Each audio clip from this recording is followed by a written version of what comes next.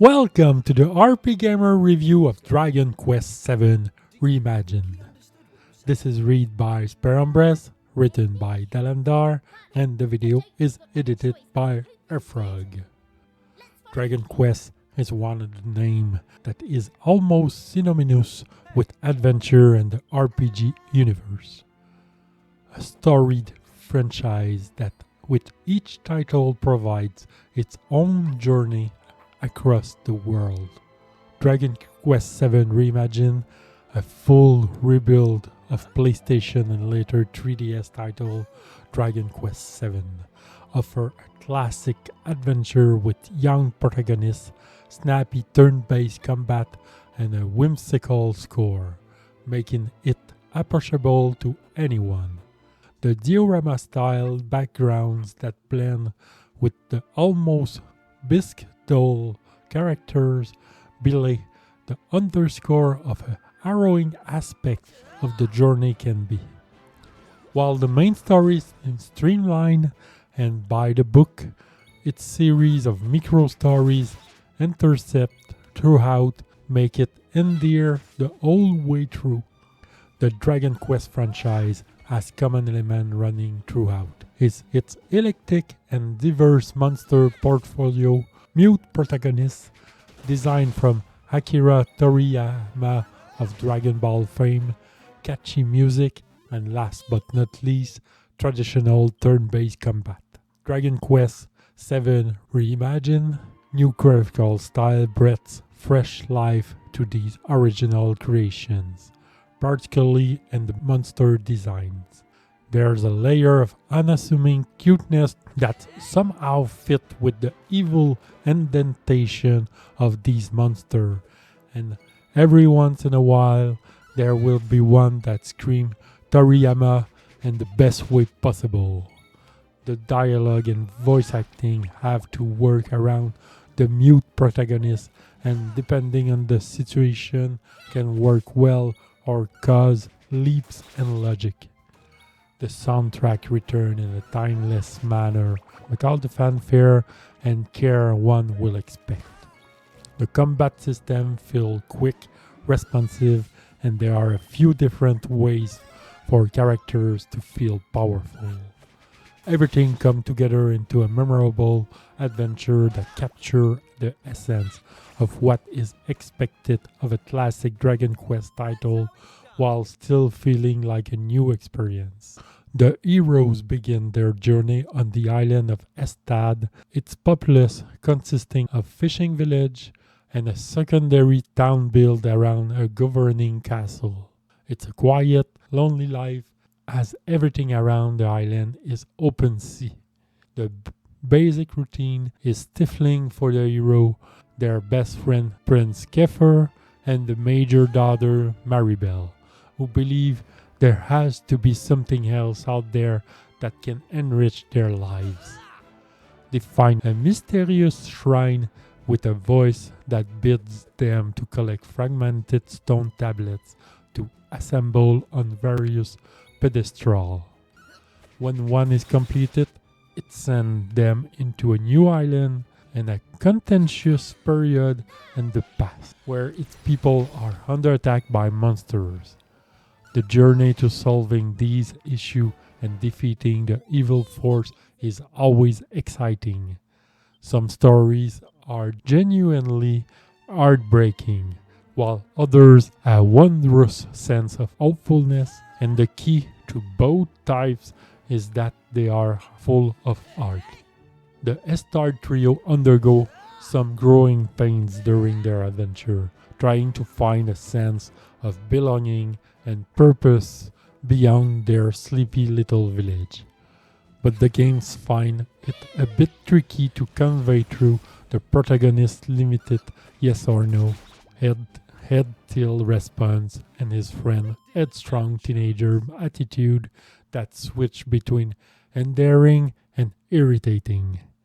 Luckily, the charm of each story found on a new island is exhilarating, as temporary party members, old villages, and even the enemy undergo a metamorphosis that enrich the party while they try to help a region deal with the local evils. Dragon Quest VII Reimagined is a large world but does not connect every nuance.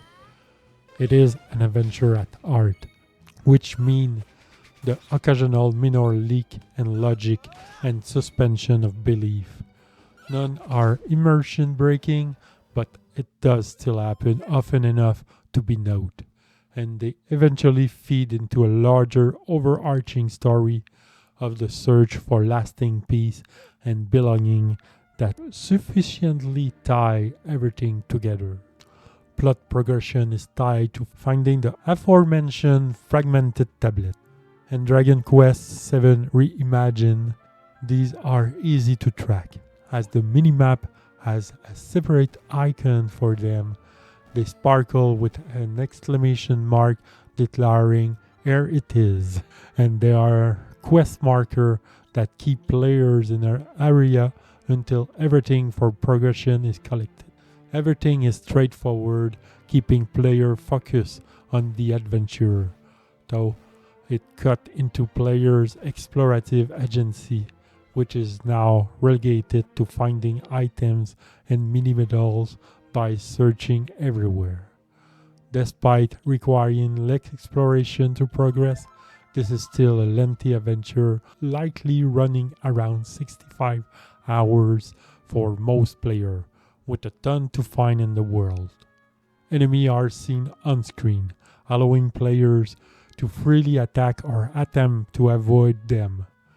When the player is stronger than the monster, they'll try to avoid the party, but if not, the monster will give chase. The hero can slash at the enemy, which can either instantly defeat weaker foes or for a smaller portion of experience, or just damage stronger ones for a minor edge.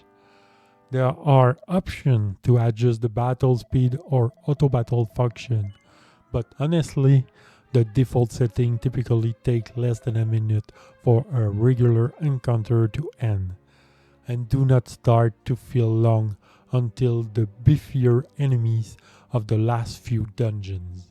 Dragon Quest VII Reimagined keep its traditional turn-based combat interesting, in large part due to its vocations. Vocations are different classes that the party can shift into to learn new abilities to keep things fresh. Party members have a unique default class, but otherwise the list is the same for everyone. Some characters may naturally fit better with certain vocation, but level up gains and adjustment to base attributes allow character adaptability to work for their selected vocation. For example, a mage will earn more magical might upon level up than a warrior.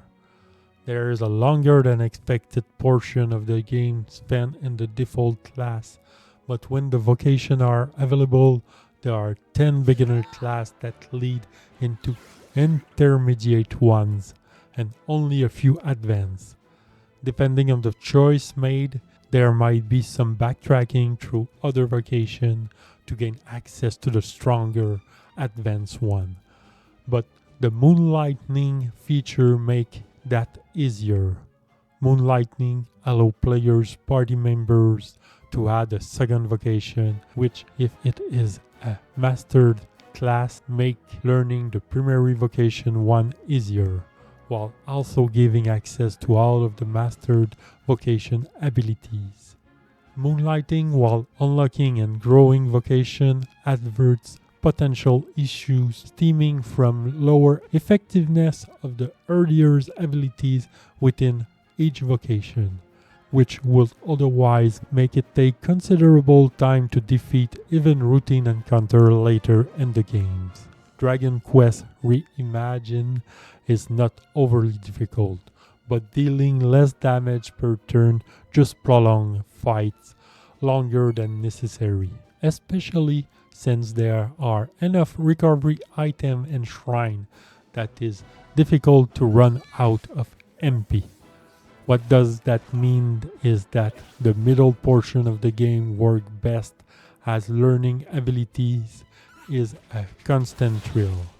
Once players have learned everything they feel they need to, combat become routine as enemy health total grow and battle get a bit longer. Dragon Quest VII Reimagined significantly streamlines the original game, including the 4 optional islands to explore, which are depicted by gray fragments. The ability to travel to tend to pop up during times of mild difficulty spike, making them worthwhile to visit if just for the leveling benefits. And the stories are just as interesting as the main islands. A more dangerous time consumer comes in the form of a lucky panel. This is a free loot-based memory game, where players flip shuffle card to match the pair and gain a prize, with each level of difficulty and reward adding in more treasure and more shuffling. When it becomes available, some really good rewards are much better than what is available in the store are there. And it is an easy way to gain money. So it is a fun distraction that is worthwhile. Dragon Quest VII Reimagined has a fun diorama playset feel, with the characters acting as detailed figurines within it. The picturesque detail and the backgrounds add a brightness that makes even the darkest location a joy to go through. Characters and enemy design combine the intricate hand-painted details of a bisque doll and the styling of a kid's cartoon, creating a wonderful style and make even more menacing boss feel approachable and adorable. And it's a treat to see every one of them. This detail doesn't extend to villages, as there are only few NPC design, so one area's major may have the same look as another one chancellor, which can be distracting. The soundtrack is big, loud, triumphant, and ear-catching, creating a big band feel that gains a lot of mileage. And even though a number of tracks get reused, they never feel repetitive. Voice acting adds another layer to the story, but the dialogue feels more like a footnote, with characters sharing exposition or wrapping up the lesson they learn in a manner that feels more like narration than characters living through it. Dragon Quest VII Reimagined is about new beginnings, and speaking as a relative beginner to the franchise, it is a great adventure. The artwork and character design are just a treat, and it's always worth getting to the next island just to see what big bad reside there.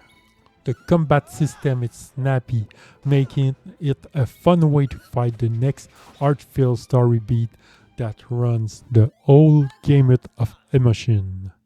Dragon Quest VII Reimagined is a eye-catching and enjoyable appeal to wide audience and serves as a great example for the franchise.